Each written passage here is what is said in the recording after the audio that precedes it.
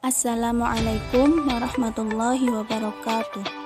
Kami dari kelompok 2 dengan anggota saya, Tafaul Saroh Nur Faizah dengan NIM 23270, rekan saya, Elza Sabita Rifda dengan NIM 23283, rekan saya, Dia Nurrahmah Hidayah dengan NIM 23296.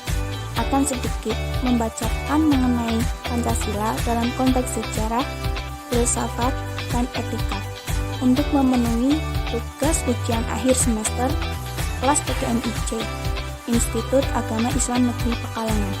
Berikut adalah penjelasannya. Pancasila dalam konteks sejarah, filsafat, dan etika. A. Nilai-nilai perjuangan bangsa. Nilai-nilai perjuangan bangsa dalam konteks sejarah perjuangan bangsa dibahas mengenai asal mula nilai-nilai Pancasila.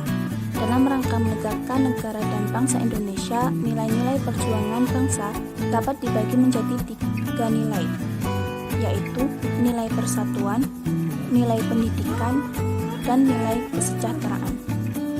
Ketiga nilai itulah yang menjadikan dasar perjuangan bangsa Indonesia dalam mewujudkan nilai-nilai Pancasila sebagai dasar negara Indonesia yang merdeka. Tonggak-tonggak sejarah perjuangan bangsa Indonesia meliputi: pertama, zaman kerajaan; kedua, zaman penjajahan; ketiga, zaman kebangkitan nasional; keempat, BPUPKI; kelima, proklamasi dan PPKI. Zaman kerajaan meliputi Kerajaan Kutai, Majapahit, Kalingga, Sriwijaya, dan lain-lain. Menurut Bambang Sumadyo, ada nilai sosial politik dan ketuhanan yang dilaksanakan oleh masyarakat Kutai zaman Raja Mula Warman yang terkenal dengan prasasti 7 Lupa atau Tiang Batu. Menurut Mr. Muhammad Yamin, berdirinya negara kebangsaan tidak terpisah dari adanya kerajaan besar seperti Sriwijaya dan Majapahit. Berikutnya ada 3 tahapan terbentuknya negara kebangsaan Indonesia, yaitu tahap pertama, pada zaman kerajaan Sriwijaya di bawah kepemimpinan Wangsa Sailendra pada tahun 600 sampai 1400 Masehi, bercirikan kedaulatan. Yang kedua, pada zaman kerajaan Majapahit pada tahun 1293 sampai 1525 Masehi, bercirikan keprabuan. Tahap ketiga adalah negara kebangsaan modern, yaitu negara Indonesia merdeka. Yang kedua adalah zaman penjajahan.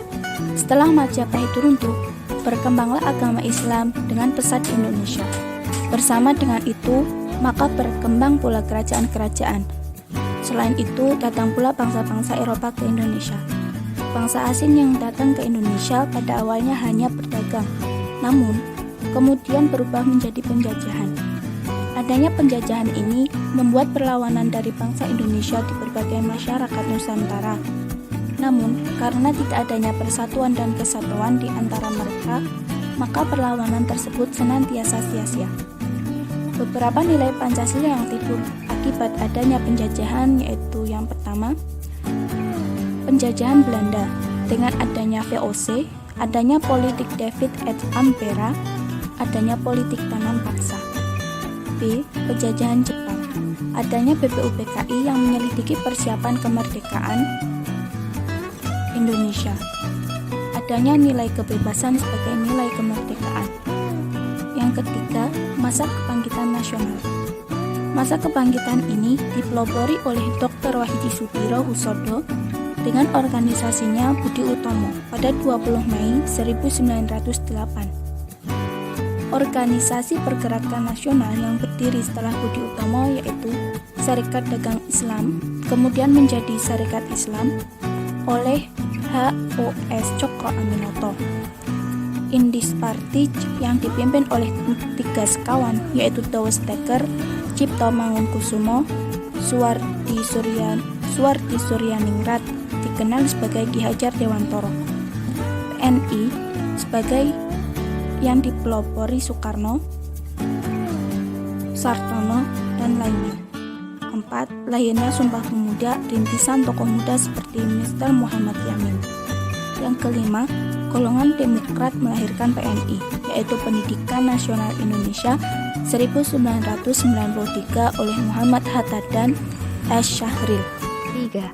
Masa Kebangkitan Nasional, organisasi pergerakan nasional yang berdiri setelah Budi Utomo, yaitu yang pertama, Serikat Dagang Islam, kemudian menjadi Serikat Islam atau Hos Cokro Aminoto. Yang kedua, Indische Partis, yang dipimpin oleh 3 sekawan, yaitu Dawes Tengkar, Cipto Mangunkusumo, Suwardi Suryaningrat, dikenal sebagai Ki Hajar Dewantoro. Yang ketiga, ada PNI yang dipelopori Soekarno, Sartono, dan lainnya. Yang keempat, lahirnya Sumpah Pemuda, rintisan tokoh muda seperti Mr. M. Yamin. Yang kelima, golongan Demokrat melahirkan PNI, yaitu Pendidikan Nasional Indonesia tahun 1993 oleh Muhammad Hatta dan S.T. Syahril. Kemudian ada nilai Pancasila yang diperjuangkan adalah sebagai berikut. Yang A, itu ada nilai kemerdekaan dan kemanusiaan. Selanjutnya yang B, itu ada nilai pendidikan.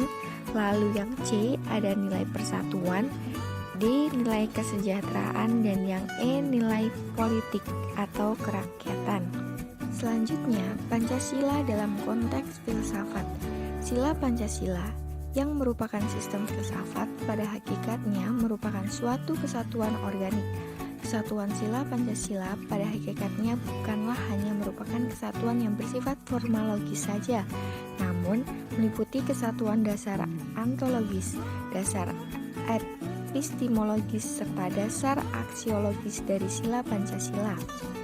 Jadi, sila-sila dalam Pancasila saling berkaitan, saling berhubungan, bahkan saling mengkualifikasi. Sila yang satu senantiasa dikualifikasikan oleh sila-sila lainnya. Dengan demikian, Pancasila pada hakikatnya merupakan suatu sistem dalam pengertian bahwa bagian-bagian atau sila-silanya saling berhubungan secara erat sebagai membentuk suatu struktur yang menyeluruh.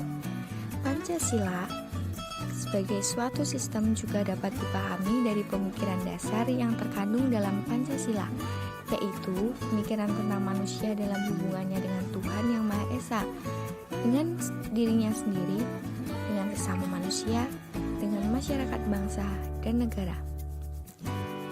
Kenyataan Pancasila yang demikian ini disebut kenyataan yang objektif, yaitu bahwa kenyataan itu ada pada Pancasila sendiri terlepas dari sesuatu yang lain atau terlepas dari pengetahuan orang. Sehingga Pancasila sebagai suatu sistem filsafat bersifat khas dan berbeda dengan sistem-sistem filsafat yang lain. Misalnya, liberalisme, materialisme, komunisme, dan aliran filsafat yang lain.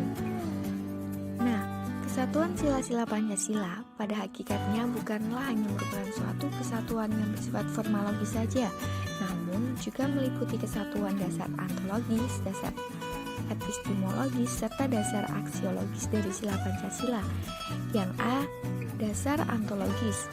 Dasar ontologis Pancasila pada hakikatnya adalah manusia yang memiliki hakikat mutlak. Selanjutnya yang B ada dasar epistemologis. Dasar epistemologis Pancasila sebagai suatu sistem filsafat pada hakikatnya juga merupakan suatu sistem pengetahuan. Dalam kehidupan sehari-hari, Pancasila merupakan pedoman atau dasar bagi bangsa Indonesia dalam memandang realistis alam semesta, manusia, masyarakat, bangsa, dan negara, tentang makna hidup serta sebagai dasar bagi manusia dalam menyelesaikan masalah yang terjadi dalam hidup dan kehidupan. Selanjutnya yang C, ada dasar aksiologis.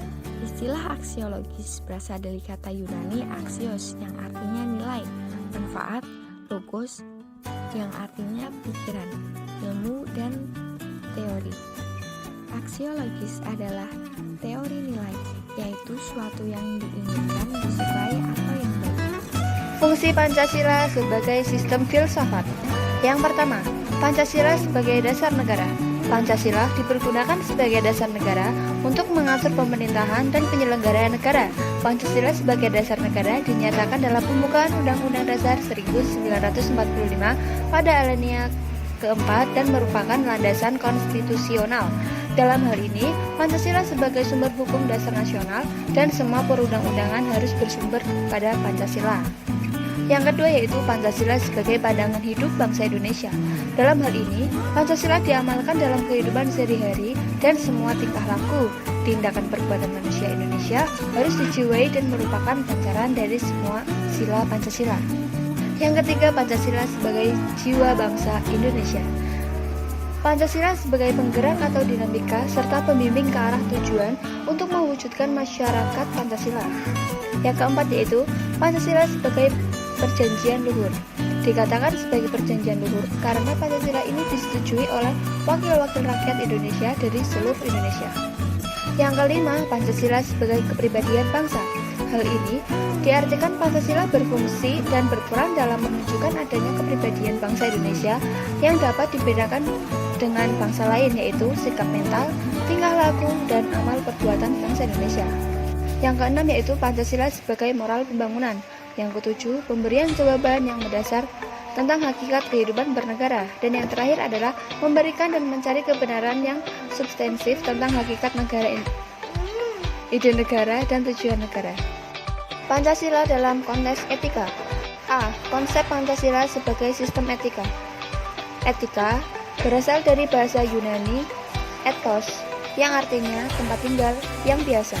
Ada rumput, kebiasaan, adat, watak, perasaan, sikap, dan cara berpikir. Aliran-aliran etika yaitu etika keutamaan, etika teleologi, dan etika deontologis. Etika Pancasila adalah cabang filsafat yang dijabarkan dari sila-sila Pancasila untuk mengatur sesuatu kehidupan masyarakat, berbangsa, dan bernegara di Indonesia. Oleh karena itu, di dalam etika Pancasila terkandung nilai-nilai ketuhanan, persatuan, kerakyatan, dan keadilan. Urgensi atau kepentingan Pancasila sebagai sistem etika. Pentingnya Pancasila sebagai sistem etika terkait dengan problem yang dihadapi bangsa Indonesia, yaitu banyaknya kasus korupsi, terjadi anti-terorisme, pelanggaran HAM, kesenjangan antar kelompok, dan ketidakadilan hukum. Pancasila sebagai sistem etika. Yang pertama yaitu korupsi akan merajalela. Karena penyelenggara negara tidak memiliki rambu-rambu normatif dalam menjalankan tugasnya, para penyelenggara negara tidak dapat membedakan batasan yang boleh atau tidak, pantas atau tidak, dan baik atau buruk. Yang kedua yaitu dekadensi moral yang melanda kehidupan masyarakat, terutama pada generasi muda sehingga membahayakan kelangsungan hidup bernegara. Yang ketiga, pelanggaran hak asasi manusia atau HAM. Kasus-kasus pelanggaran HAM yang dilaporkan berbagai media seperti penganiayaan terhadap pembantu rumah tangga, KDRT, dan lain-lain. Yang keempat, kerusakan lingkungan.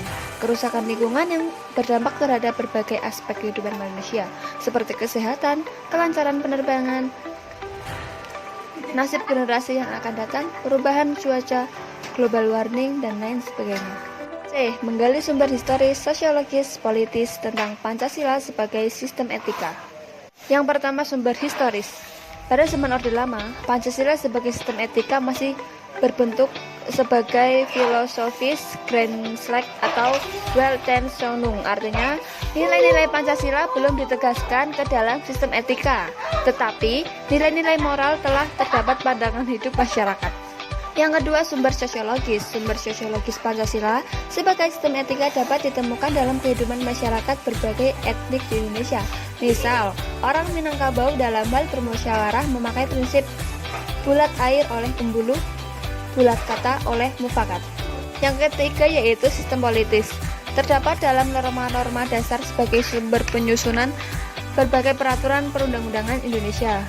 D. Membangun argumen tentang dinamika dan tantangan Pancasila sebagai sistem etika. Argumen tentang tantangan Pancasila sebagai sistem etika.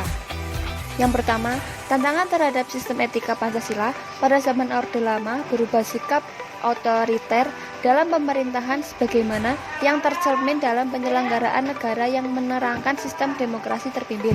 Yang kedua, tantangan terhadap sistem etika Pancasila pada zaman Orde Baru terkait dengan masalah KKN. nepotisme, kolusi, dan korupsi. Yang ketiga, tantangan terhadap sistematika etika Pancasila pada era reformasi berupa euforia kebebasan berpolitik sehingga mengabaikan norma-norma moral.